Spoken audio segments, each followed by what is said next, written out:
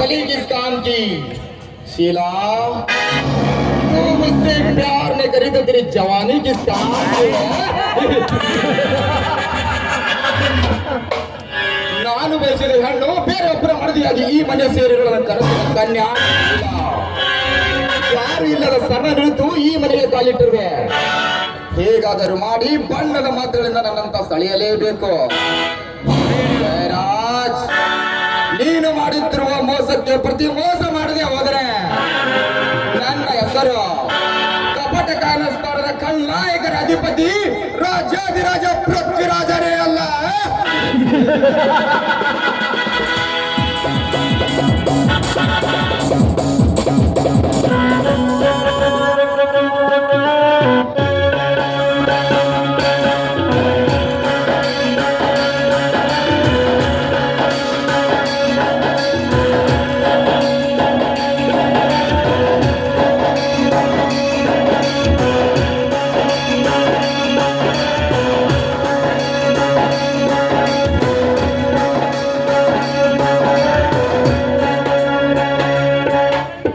ಏನು ಪೃಥ್ವಿರಾಜ್, ದಿಢೀರಂತ ನೀವು ನಮ್ಮ ಮನೆಗೆ?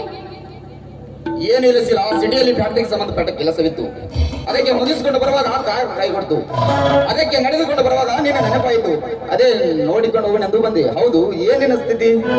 ಹುಟ್ಟಿರೋದು ಸೀರೆ, ಉಳಿದಿರೋದು ಹಾಳು ಮನೆಯಲ್ಲಿ. ಏನು ಮಾಡುವುದು ಪೃಥ್ವಿರಾಜ್, ಮನಸ್ಸಿಗೆ ಇಷ್ಟ ಆಯ್ತೆಂದು ಇವರನ್ನು ಮದುವೆ ಆದೆ. ಆದ್ರೆ ನನ್ನ ಆಸೆ ಎಲ್ಲ ನೀರಲ್ಲಿ ಹೋಮವಾಗಿ ಹೋಯ್ತು. ಈಗೇನ್ ಮಾಡೋದು? ಆಗಿತ್ತು ಆಗಿ ಹೋಗಿದೆ. ಆ ದೇವರ ನಿರ್ಣಯ ಒಂದಿರ್ಲೇಬೇಕಲ್ಲವೇ? ಸುಂದರವಾದ ಹೂದೋಟದಲ್ಲಿ ಬೆಳೆದ ಹೂವ ದೇವರಿಗೆ ಅರ್ಪಣೆ ಆಗಬೇಕೆಂದು ಆಶಿಸುತ್ತದೆ ವಿನಃ ಮಶಾಣಕ್ಕೆ ಹೋಗುವ ಶಿವಕ್ಕೆ ಅರ್ಪಣೆ ಆಗಬೇಕೆಂದು ಯಾವ ಹೂವ ಕೂರಲು ಬಯಸುವುದಿಲ್ಲ. ಹಾಗೆಂದ ಮಾತ್ರಕ್ಕೆ ಬಿಟ್ಟು ಬರಲಿಕ್ಕೆ ಸಾಧ್ಯವೇನು ಪೃಥ್ವಿರಾಜ್? ಪಾಲಿಗೆ ಬಂದಿದ್ದನ್ನು ಅನುಭವಿಸಬೇಕಲ್ಲವೇ? ಶೀಲಾ, ಸುಖದ ಸುಪ್ಪತ್ತಿಗೆಯಲ್ಲಿ ಬೆಳೆದು ಹಾಯಾಗಿ ಸ್ವಚ್ಛಂದವಾಗಿ ಆಡುತ್ತಿರುವ ಹಕ್ಕಿ ಹಕ್ಕಿ. ಹಾಗೆಂದು ಮಾತ್ರಕ್ಕೆ ಯೌವನದಲ್ಲಿ ಅನುಭವಿಸಬೇಕಾದ ಆಸೆ ಆಕಾಂಕ್ಷೆಗಳನ್ನು ಬೆಲೆ ಕೊಡ್ತೀಯಾ? ಏನು ಮಾಡೋದು ಪೃಥ್ವಿರಾಜ್? ಕಳ್ಳ ಕನಸೆಲ್ಲ ಕಣ್ಣಿನೆದುರೇ ನುಚ್ಚು ನೂರು. ನನ್ನ ಮನಸ್ಸು ಒಡೆದ ಕನ್ನಡ. ಸ್ವಚ್ಛಂದ ಮನಸ್ಸಿನಿಂದ ಹಾರಾಡಬೇಕಂದ್ರೆ ಶಂಕರನ ಹೆಂಡತಿ ಎಂಬ ಕಟ್ಟೆಗಳು ನನ್ನನ್ನು ಕಟ್ಟಿ ಹಾಕ್ತವೆ. ಕಟ್ಟಳೆ ಎಂಬ ನಿಯಮ ಮಾಡಿ ಕತ್ತಲೆಯಲ್ಲಿ ಮತ್ತೊಬ್ಬರು ಗಾಡಿ ಹರುವ ಬಂಡ ಪಂಚಾಯತಸ್ಥರು ತುಂಬಿಕೊಂಡಿದ್ದಾರೆ ಈಗಿನ ಕಟ್ಟಳೆ ಸಮಾಜದಲ್ಲಿ. ಅಷ್ಟೇ ಯಾಕೆ ಸಿಲ ಇಲ್ಲ ಸಲ್ಲದ ಮಾತುಗಳನ್ನು ಹೇಳಿ ಗಂಡ ಹೆಂಡರ ನಡುವೆ ಜಗಳ ತಂದು ಕೊನೆಗೆ ಅವರ ಸಂಸಾರವನ್ನೇ ಬೇರೆ ಮಾಡಿ ಅವಳಿಗೆ ಮೆಂಡನಾಗಿ ಬದುಕುವ ಸಂಡ ಪಂಚಾಯತಸ್ಥರು ತುಂಬಿಕೊಂಡಿದ್ದಾರೆ ಈಗಿನ ಅತಿಗೆಟ್ಟ ಸಮಾಜದಲ್ಲಿ. ಅಂದಾಗ ನೀನೇಕೆ ಭಯಪಡುವೆ? ಹೊಟ್ಟೆಗೆ ಹಿಟ್ಟಿಲ್ಲದಿದ್ರು ಹೆಣ್ಣಿಗೆ ರತಿ ಸುಖ ಬೇಕು. ಅದೇ ಸುಖವೇ ಈ ನನ್ನ ಬದುಕು ಕಾಣದಂತಾಗಿದೆ. ಗಂಡನ ತೆಕ್ಕೆಯಲ್ಲಿ ಬಿದ್ದು ತೋಳಾಡಬೇಕೆಂಬ ಆಸೆ ಆದ್ರೂ ಈ ತುಂಬಿದ ಮನೆಯಲ್ಲಿ ತಂದೆ ಮಾತಿಗೆ ತಕ್ಕಂತೆ ಗಂಡನಿಂದ ನನಗೆ ಯಾವ ಸುಖ ಸಿಗಬಹುದು? ಶೀಲಾ, 7 ಕೋಟಿ ಜೀವರಾಶಿಯನ್ನು ದಾಟಿ ಬಂದಿದೆ ಈ ಮನುಷ್ಯನ ಜನ್ಮ. ಅಂದ ಮೇಲೆ ಮಿಲಾ ಮೌಕಾ ಮಾರದೆ ಚೌಕ ಅನ್ನೋ ಹಾಗೆ ಸಿಕ್ಕ ಸಮವನ್ನು ವ್ಯರ್ಥ ಮಾಡದೆ ಸುಖ ಅನುಭವಿಸಬೇಕು. ಏನಂತೀಯ? ಸುಖ ಅನುಭವಿಸಬೇಕೆಂದು ಬೇರೆ ದಾರಿ ಹಿಡಿದುಕೊಂಡ್ರೆ ನನ್ನನ್ನು ಒಪ್ಪಬಹುದೇ ಈ ಸಮಾಜ? ಸಮಾಜ ಶೀಲಾ, ಸುಂದರವಾದ ಹುಡುಗಿಯನ್ನು ಸುಖ ಪಡಲಿಕ್ಕೆ ಕರೆದಾಗ ಒಲ್ಲ ತಕ್ಷಣ ಮರುದಿನವೇ ಸೂಳಿ ಪಟ್ಟೆ ಕಟ್ಟುವ ಕಟಕ ಸಮಾಜ ಇದು. ಅಷ್ಟೇ ಯಾಕೆ ಶೀಲಾ, ಬಡವನ ಹೆಂಡತಿ ಸುಂದರವಾಗಿದ್ದರೆ ಸಂಜೆ ಮನೆಗೆ ಬಂದು ಗಂಡನಿಗೆ ಸಿಕ್ಕಾಪಟ್ಟೆ ಸಾರಾಯಿ ಕುಡಿಸಿ ಮೊದಲ ರಾತ್ರಿ ಮಾಡುವ ಬಂಡ ಸಮಾಜ ಘಾತಕಿರ ಜಾಗವಿದು. ಅಷ್ಟೇ ಅಲ್ಲ ಶೀಲಾ, ವಯಸ್ಸು 60 ದಾಟಿದರು 6 ವರ್ಷದ ಅಸೂಯೆಯ ಮೇಲೆ ಅತ್ಯಾಚಾರ ಮಾಡುವ ಲಪಾಂಗಿರುವ ಸಮಾಜವಿದು. ಅಂದಾಗ ನೀನೇಕೆ ಚಿಂತಿಸುವೆ? ಹಾಗಾದ್ರೆ ಹುಚ್ಚೆತ್ತು ಕುಡಿಯುತ್ತಿರುವ ಈ ನನ್ನ ಮನಸ್ಸನ್ನು ಆನಂದದಿಂದ ನನಗೆ ಬೇಕಾದ ಸುಖವನ್ನು ಪಡೆದು ತೇಲಾಡು ಎಂದು ಹೇಳ್ತಾ ಇದ್ದೀರಾ?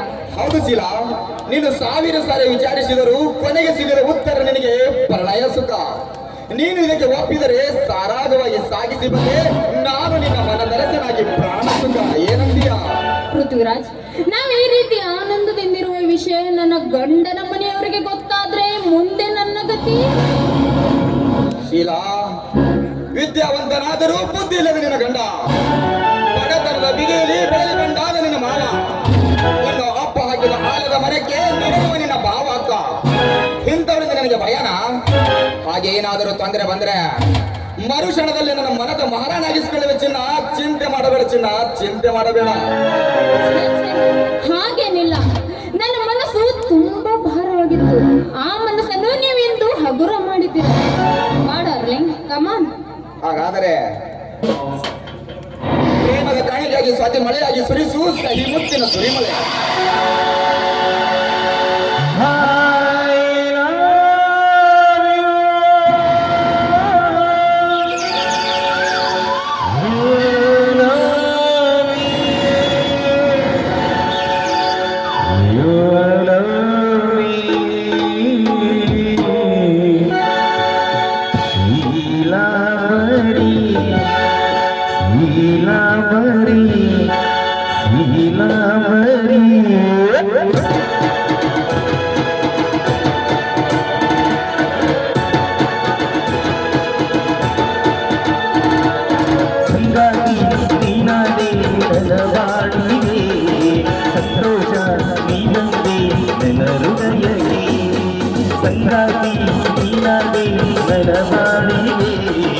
ಸಂತೋಷ ನೀನಂದೇ ನನ್ನ ಹೃದಯಕ್ಕೆ.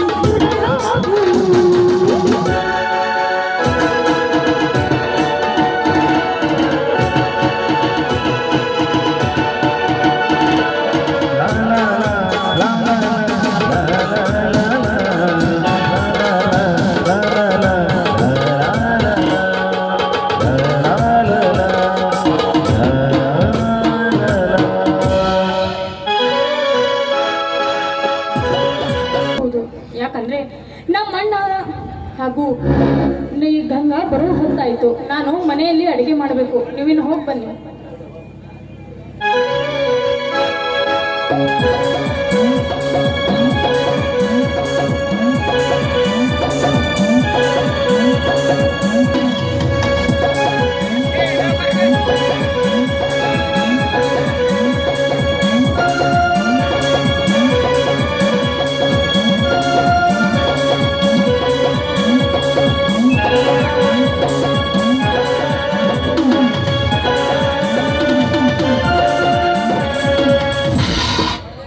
ಯಾಕೋ ಕಾಡು ಪ್ರಾಣಿ ದಾರಿ ತಪ್ಪಿ ನಾಡಿಗೆ ಬಂದಂತೆ ಕಾಣ್ತಾ ಇದೆಯಲ್ಲ. ಕಾಡಿನಲ್ಲಿ ಆಹಾರ ಸಿಗದೆ ಇದ್ದಾಗ ನಾಡಿಗೆ ಬರುವುದು ಕಾಡು ಪ್ರಾಣಿಗಳ ಲಕ್ಷಣ ಅಲ್ಲವೇ ಮಿಸ್ಟರ್ ಅರ್ಜುನ? ಮಿಸ್ಟರ್ ಪೃಥ್ವಿರಾಜ್, ಕಾಡು ಪ್ರಾಣಿ ನಾಡಿಗೆ ಬಂದರೆ ನಾಡಿನಲ್ಲಿರುವ ಜನ ಬಂಡೆಗಲ್ಲಾಕಿ ಚಚ್ಚಿ ಚಚ್ಚಿ ಕೊಲ್ತಾರ ಅನ್ನೋದು ಗೊತ್ತಿರ್ಬೇಕಲ್ಲ ಮಿಸ್ಟರ್ ಪೃಥ್ವಿರಾಜ್. ಮಾಂಸದ ರುಚಿ ಕಂಡು ಕಾಡು ಪ್ರಾಣಿಗೆ ಜೀವದ ಭಯವಿಲ್ಲ. ಹಸುವು ಈಗ ಬೇಕೆಷ್ಟು ಅದಕ್ಕೆ ಆಹಾರ ಸಿಕ್ತು, ಅದಕ್ಕೆ ಒಂದು ಹೋಗ್ತಾ ಇದ್ದೇನೆ. ಈ ಪೃಥ್ವಿರಾಜನ ಒಂದೇ ಒಂದು ನಿಯಮವಿದೆ, ಏನು ಆಯ್ತು ಅನ್ನಿಸಲಿ ಎಲ್ಲ ಕೆಲಸವನ್ನು ಮುಗಿಸಿಕೊಂಡು ಹೋಗ್ತಾ ಇರ್ತಾನೆ ಈ Prithviraj.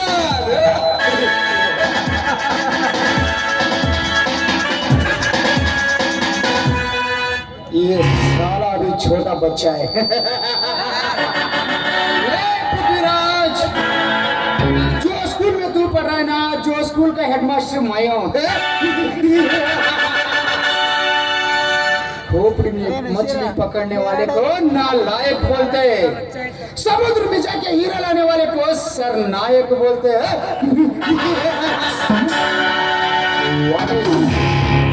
What is something is skill? Something is very very wrong. Ganga, Ganga ಯಾರಿದ್ರ ಮನೆಯಲ್ಲೇ?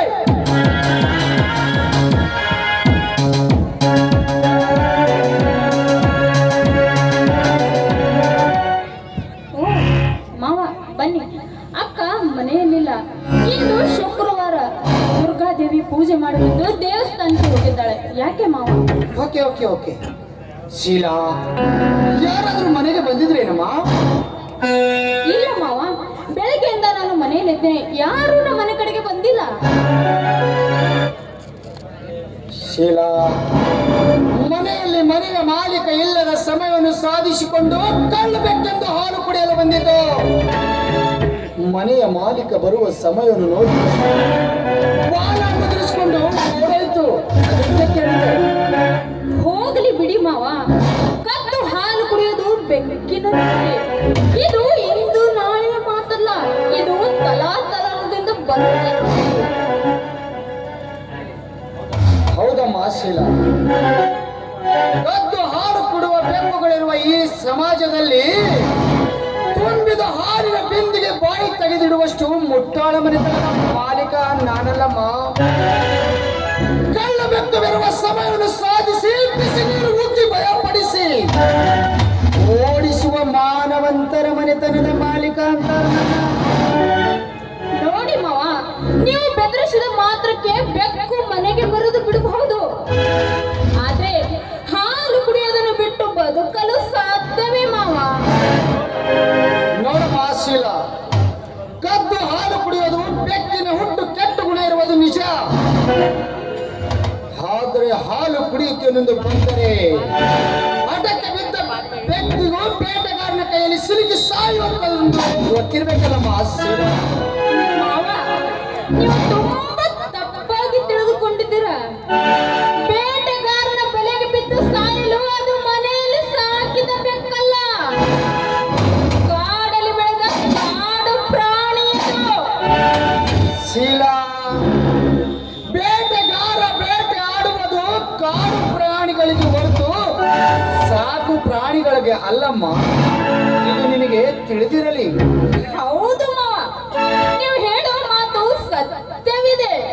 ಆದ್ರೆ ಇದೇ ಬೇಟೆಗಾರನಿಂದ ಪಾರಾದ ಪ್ರಾಣಿಗಳಿಲ್ಲ ಮಾವ ಈ ಜಗದಲ್ಲಿ.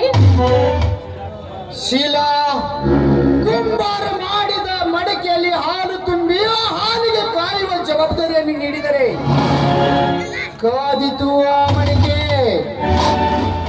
ಆ ಮಣ್ಣಿನಿಂದ ಮಾಡಿದ ಮಡಿಕೆಗೆ ಇರುವ ನಿಯತ್ತು ಹಾಲಿಗೂ ಇರ್ಬೇಕಲ್ಲಮ್ಮ ಶೀಲಾ.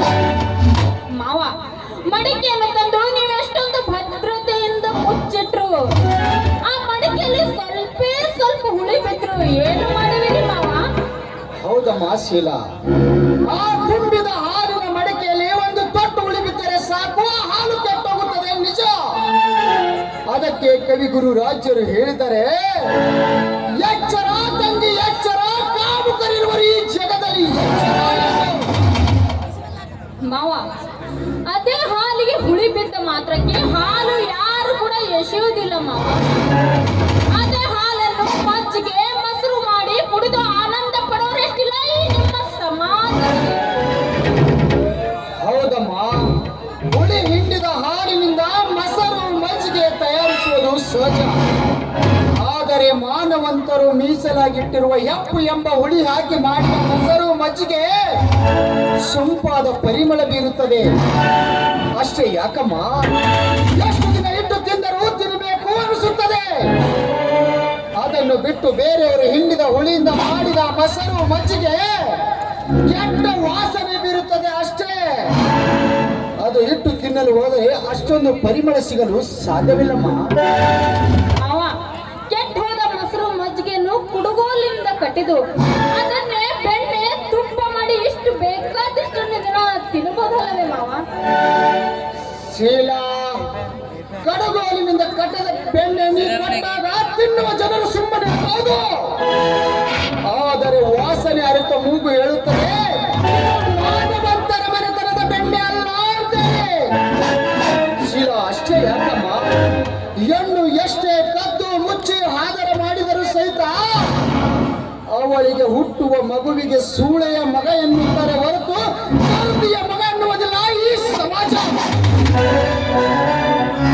ಮಾವ, ಯಾಕೆ ಈ ರೀತಿ ಮಾತಾಡ್ತಿದ್ರ? ಅಂದ್ರೆ ನಿಮ್ಮ ಮಾತಿನಲ್ಲಿ ನಾನು ತಪ್ಪು ಮಾಡುದಿನ ಎಂದು ಹೇಳ್ತಾ ಇದ್ದೀರಾ? ಶೀಲಾ, ಮಗು ಕಾಲ ಮೇಲೆ ಏಸಿಗೆ ಮಾಡಿಕೊಂಡ ಮಕ್ಕಳಿಗೆ ಮಗುವಿನ ಕಾಲು ಕತ್ತರಿಸೋಕ್ಕಾಗುತ್ತಾ? ಇಲ್ಲ, ಮುಂದೆ ಈ ರೀತಿ ಮಾಡಬಾರದಂತೇಳಿ ಬುದ್ಧಿವಾದ ಹೇಳುತ್ತಾರೆ. ಶೀಲಾ, ಒಂದ್ ಮಾತು ಹೇಳ್ತೀನಿ, ತಿಳಿದುಕೋ. ಹೆಣ್ಣು ಅರಿತು ನಡೆದರೆ ಮನೆಗೆ ಆಗುವಳು ನಾರಿ. ಇದನ್ನು ಮರೆತು ನಡೆದರೆ ಊರಿಗೆ ಆಗುವಳು ಹೆಮ್ಮಾರಿ. ಇದನ್ನು ಅರ್ಥ ಮಾಡಿಕೊಂಡು ನಡೆ, ನಿನ್ನ ಬಾಳು ಬಂಗಾರವಾಗುತ್ತದೆ.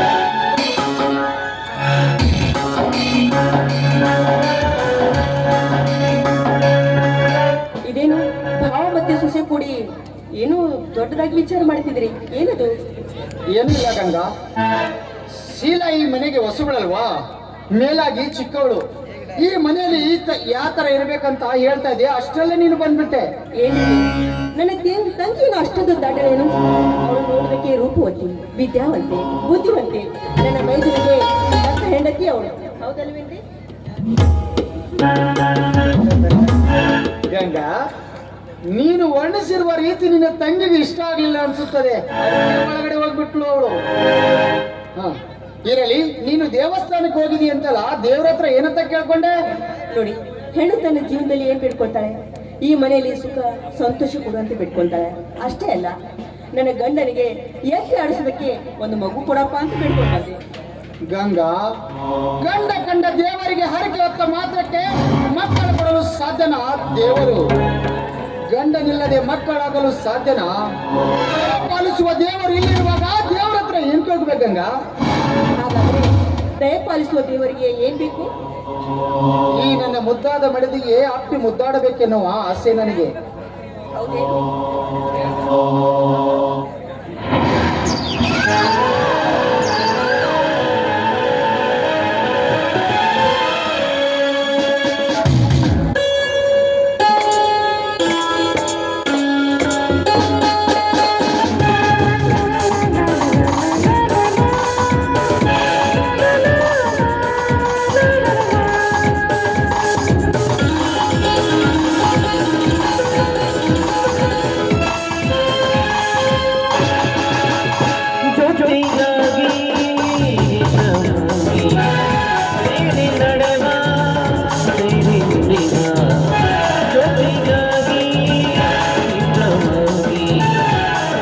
ನಡೆವ